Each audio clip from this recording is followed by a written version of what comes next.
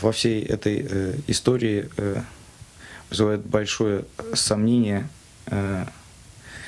причина смерти моего отца, поскольку из следственного изолятора Сыктывкара мы получили свидетельство о смерти, в котором значилось, что причиной смерти моего отца было самоповешение,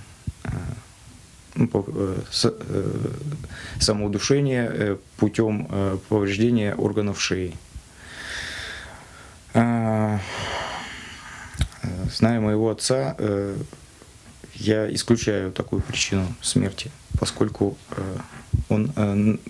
из письма я знал, что отец находится в камере с 14 арестантами, и, собственно говоря, у него не было возможности уединиться, изготовить средства для самоповешения, веревку. Первое. Второе. Отец не владел способами изготовления каких-либо там шнурков, самозатягивающих петель. Ну, за 30 лет жизни с ним я как бы знал это, что не может изготовить такое. Вот. И я предполагаю, что отец обладал информацией о том, кто и по какой причине допустил аварию на шахте. Меня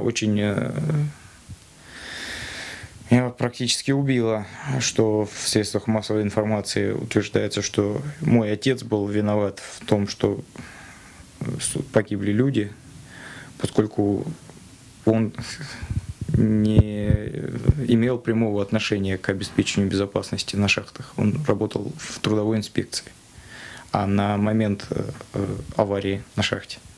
То есть я не понимаю, на каком основании моего отца в этом обвиняют. Вот. Ну и он прекрасно знал людей, которые обеспечивают безопасность на шахте, должностных лиц. И, собственно говоря, и сами нюансы вообще, как устроена безопасность на шахтах. Вот. И, соответственно, я предполагаю, что он мог дать сведения о лицах, которые именно имеют отношение к произошедшей трагедии, гибели людей.